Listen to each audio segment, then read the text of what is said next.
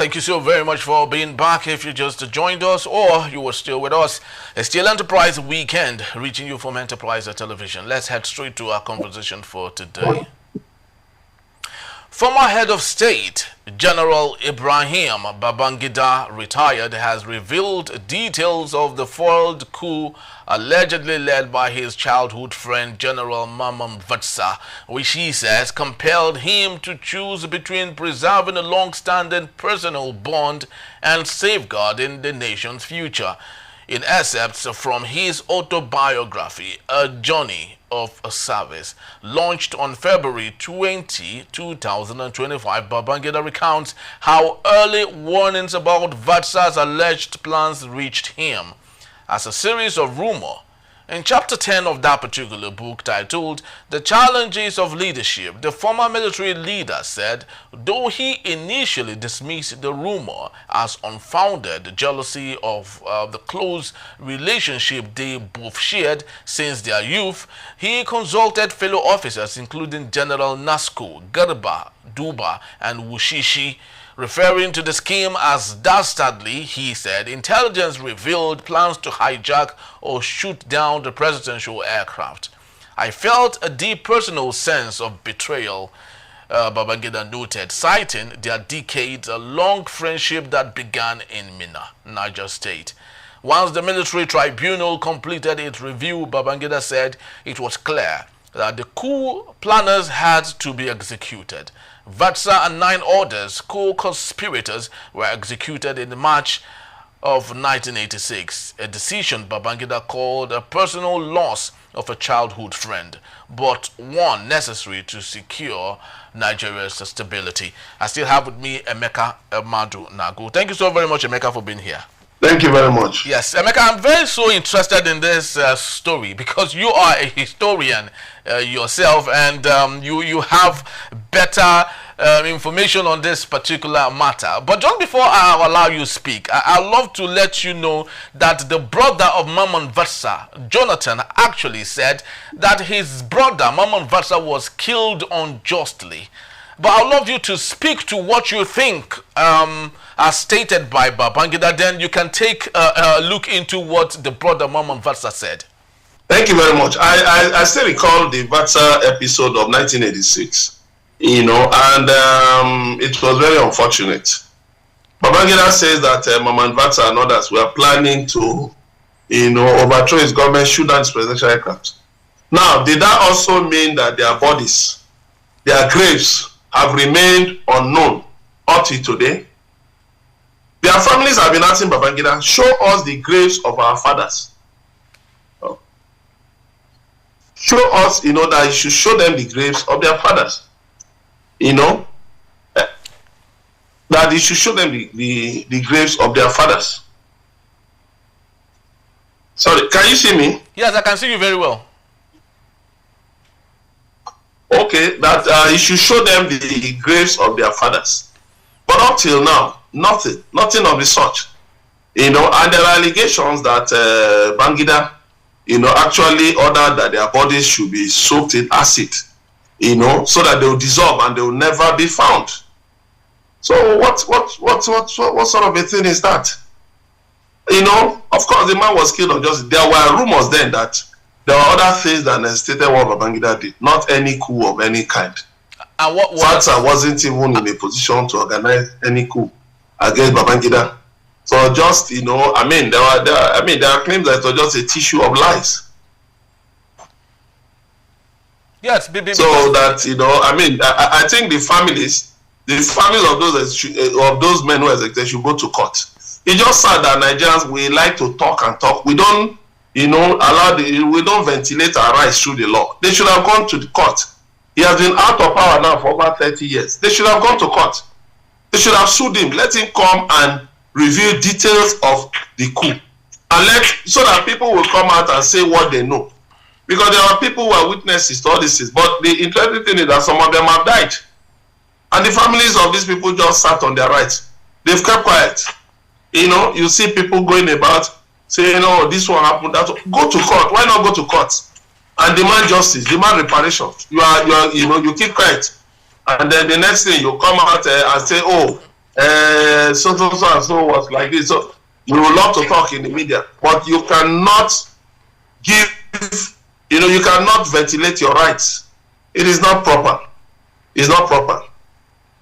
Yes, they should go to court. Yes, because in that particular report, Babangida, of course, said that Mamman Vatsa agreed to the fact that money was distributed to some military officers as at the time.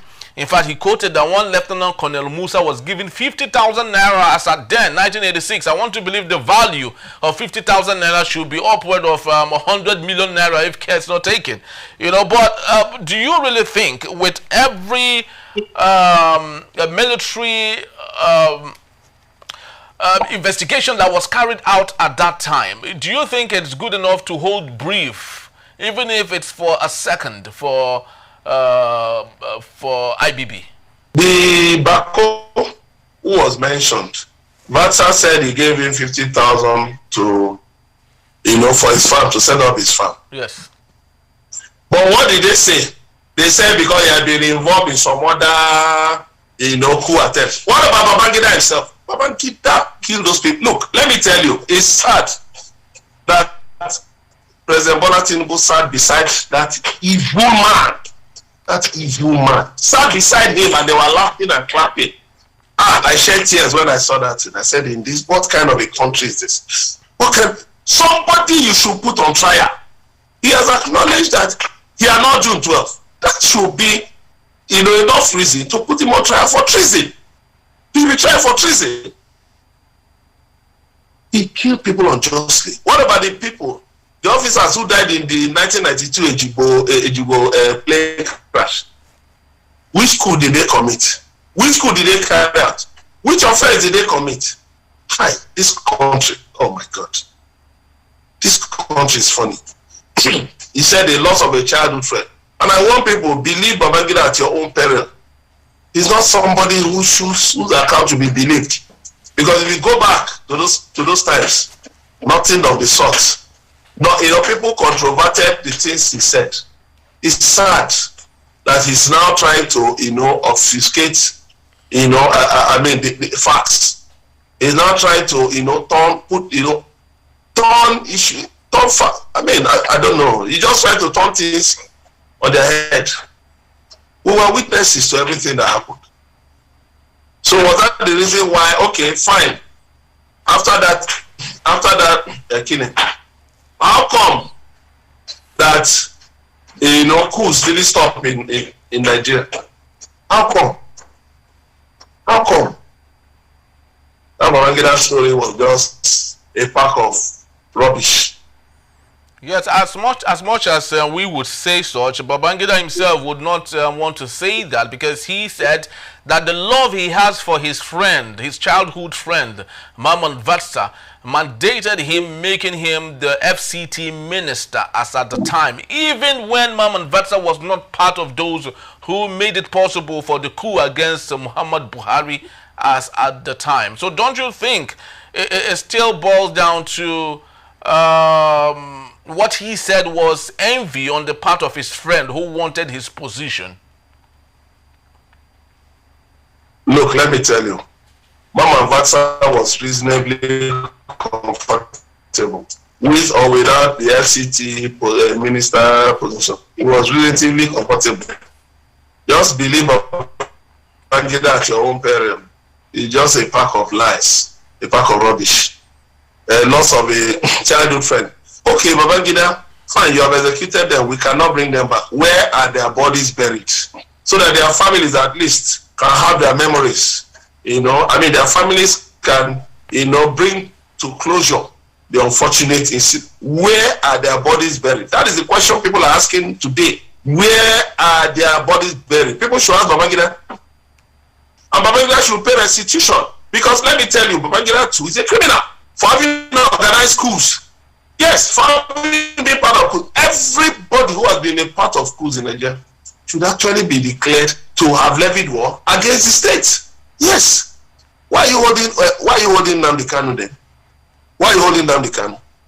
You charged him with treason. You saw he could not go anywhere. You suddenly changed the charges to terrorism.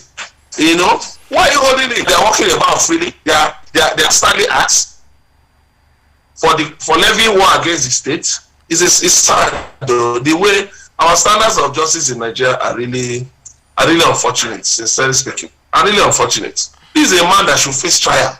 He should face trial for a number of things. But where are we? What do we see? You know, it's sad. Yes, and away from the Mamman Vatsa's case, there were also other plethora of issues that he stated the Nigerians are not really excited with. A very good example is the blaming Sani Abacha for making it possible for the annulment of the June 12 and not him. And people were saying it was easy for him to blame the dead because they can't come to speak for themselves. So do you really still believe what IBB said on that matter? That is certain. He was able to deal with Vatsa. But he couldn't stop Sani Abacha. Right? Maybe because Sani Abacha was the one who announced the overthrow of General Mamman Vatsa. You know, then Sani Abacha became the chief of army staff. Right? Mm-hmm. And then Sani Abacha announced the ouster of President Shehu Shagari in 1983. Okay, then by the time you removed Buhari in 1985, you know, Sani Abacha became chief of army staff. Then you said you couldn't stop him. What was that? An election was duly held in the country. A presidential election was held across the country. Then you turned around now to say that, you know, you couldn't stop them. That was a coup. Presidential election was held and results duly declared. But you did not do anything to ensure that the winner was enthroned. What was that? That was a coup. And people were clapping for him. We're very funny in this country. We're very, very funny in this country, honestly speaking. So what else do we want? People claiming that they are Democrats. What else are they talking about? That, you know, he couldn't stop Abacha and coup. Why? Because Abacha is dead. So, you know, but I expect that people will, right? People already reacted. You know, people were witnesses to what happened at that time. People are already reacting. And I believe more books will come out on all the things he wrote about in that book. More books will come out. But what I'm saying is that anybody organizing a coup against this country should be regarded as, you know, somebody who should be put on trial for treason and for treasonable felony. Yes, such a person should be put on trial because it was only clear you levied war against the country. So what else are they waiting for? Because, to put them on trial. Yeah, because it's actually very, very strange. I do not know if President Bola Ahmed Tinubu has got the gusto to want to make that happen. Remember the legitimacy for the February 25th, 2023 general election, which Nigerians are still not satisfied with, you know, still asking themselves who really won that election. So with that baggage, do you think President Bola Ahmed Tinubu has got what it takes to do the needful and bring all those guilty to book in line with what was served Augusto Pinochet of Chile? No, Tinubu cannot do that, you know, because the 2027 elections are just a few months away. This is already 2025. You know, this is already February 2025. So the elections are just going to be 2 years away. So right now, Tinubu is even in trouble with the North. You know, he's trying to, you know, get curry the favor of the North because his appointments have, you know, largely favored his Yoruba people, you know. So, and the North is reasonably angry, just like other parts of the country. Southeast, the South. They're reasonably angry. So, what do we have now? What we have now is that, you know, he's doing everything to, you know, cut the North, to avoid currying, you know, to avoid incurring the wrath of the North. So that's why he sat there and was clapping, was even saying that Babangida was the one who brought him into politics. You know, I mean, as if we've forgotten that it was General Shehu Musa Yar'Adua, you know, who brought him into politics through the People's Democratic Movement, you know, that eventually, you know, largely set up the Social Democratic Party when Babangida decreed the SDP and National Republican Convention (NRC) as the only two parties in the country, you know. So I mean, it was on the platform of the SDP that Tinubu ran for Senate, you know, in 1992, and they were there for 20 months, you know, when we also had governors for 20 months. So you know, it would be suicidal for him to do something like that. You know, I mean, okay, there was the Oputa panel by former President Olusegun Obasanjo, but who brought the work of the panel to an abrupt end? It's Babangida. Look at what he was saying about Delegue's death, that the media didn't allow the investigation. Can you imagine? Okay, fine. The matter went to the Oputa panel. Babangida went as far as the Supreme Court. You know, January 31, 2002, the Supreme Court ruled, declared that the Tribunals of Inquiry Act will not supersede the work of regular courts. So what are we talking about? You know, the Oputa panel had to wind down his proceedings. You know, so you can see at that time, Babangida was invited. Did he turn up? He didn't turn up. Buhari was invited. He didn't turn up. He was too arrogant to turn up. But when a court in Paris, you know, sent a summons to Buhari to appear, you know, was he not there? But when he's on the international front, you know, they are livers. They're just, you know, mere cowards. You know, that's what we see. So just forget all these weak men, you know, and women in power. They just know how to make a noise in Nigeria. They can't do anything abroad. But don't you think it's actually strange that Buhari did? Very sad. That Buhari did not grace the book launch. And why do you think that was necessitated? Buhari would not grace anything. Anything where they are celebrating Babangida now. There are few that lasted for long. When I was in one newspaper, New Telegraph newspaper, you know, our chairman then, Chivaji Ozokalo, told us how, you know, he tried to broker a truce between Babangida and Buhari. We invited both of them to his Igbere country home in Abia State. And then that, you know, he made sure they entered the same bus, you know, and he believed that, you know, he brought their quarrel to an end sufficiently. But of course, I knew that Buhari would never attend anything, you know, celebrating Babangida. He will never. And why do you never attend anything celebrating? Why do you think is the case? Yeah? Why do you think? No, of course, you know, Buhari is somebody. Buhari doesn't forgive now. Buhari is somebody who holds grudges. This is somebody who. Why did he rendition Nnamdi Kanu from Kenya to Nigeria? Well, because he called him a Jubril of Sudan, and that was the major thing, that he was a body double, that he was fake, that the real Buhari had died. So what did he do? He now renditioned him from Kenya. You know, so I mean, so when you look at it, what is a man who carries grudges? You know, I mean, Obasanjo is another person who doesn't forgive. So of course, he hasn't forgiven Babangida for you know, leading the coup against him in 1985. He hasn't forgiven him for that. So of course, it wasn't a surprise to people who know about their history, you know, to see that happen. He will never do that. Yes. All right. I think that's a. But if a book is written on Sani Abacha tomorrow, Sani Abacha, Buhari will even be the chairman of the occasion. Yeah, because Abacha was his good friend. Even though it was Abacha that announced, you know, his removal, but somehow, you know, Abacha compensated him with an appointment as chairman of the Petroleum Special Trust Fund. You know, so I think for that he forgave Abacha. But Babangida, he never forgave Babangida.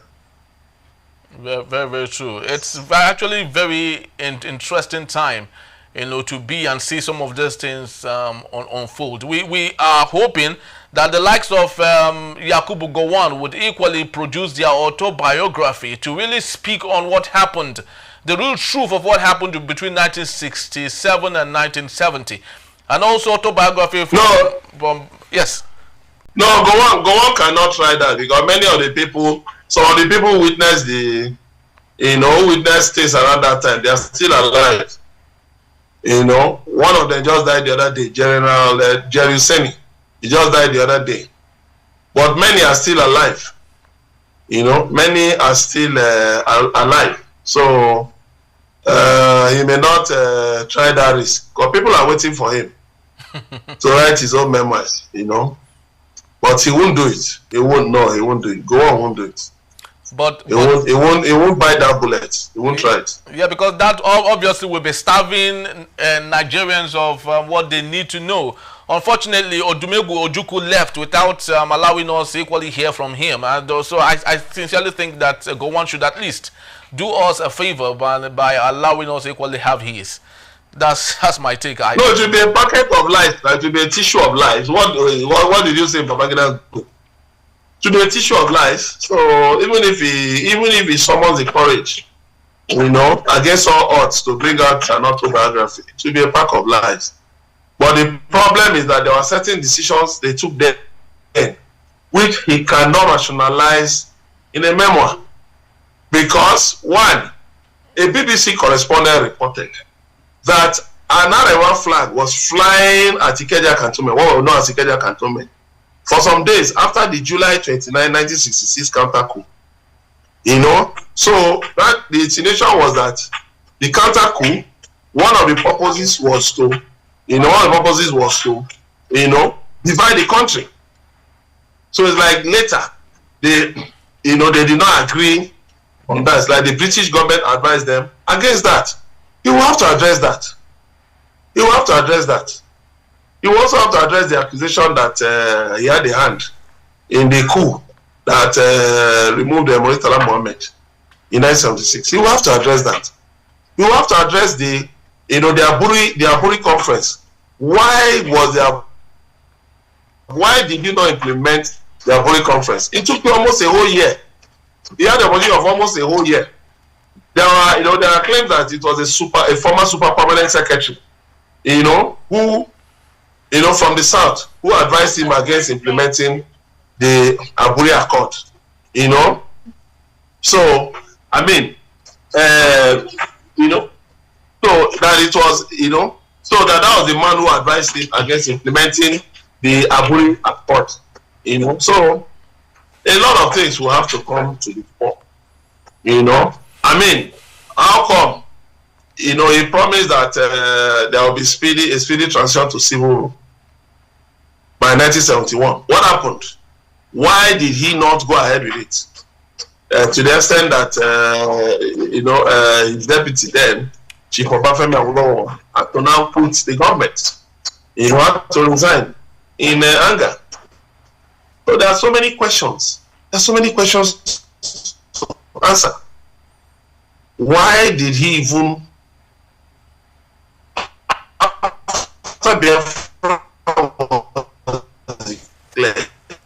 he knew what the problems were, which was a simple thing, implement, the IRA declaration of May 30, 1967, which brought about Biafra. If you remember, it was just a few days before the 6-day war, the 6-day war declared by some nations, Israel, Egypt, Israel, and some other nations against Israel. Yeah. So that actually threw, because of that, European nations couldn't get oil. They couldn't get oil. So that was why they made sure that they supported Gowon. Only France, stood against that.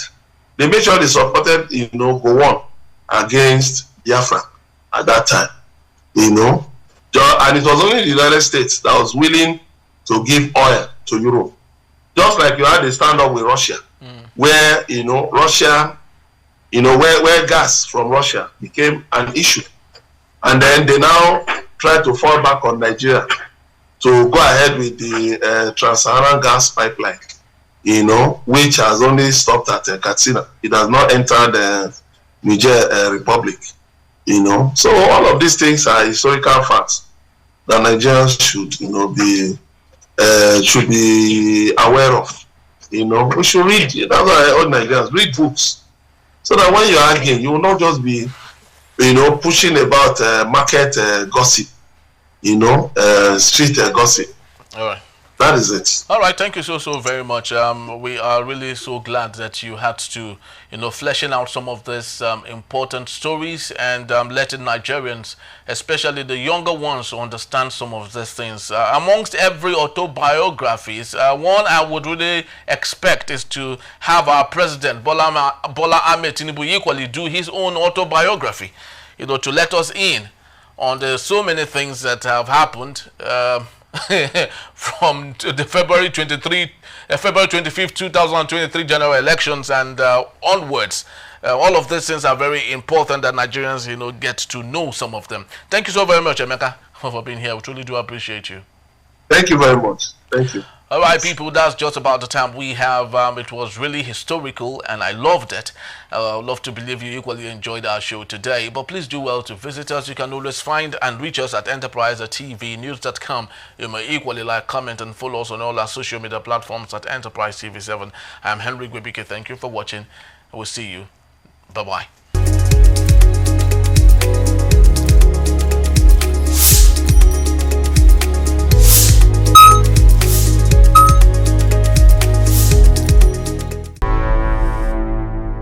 Enterprise TV, a tradition of truth.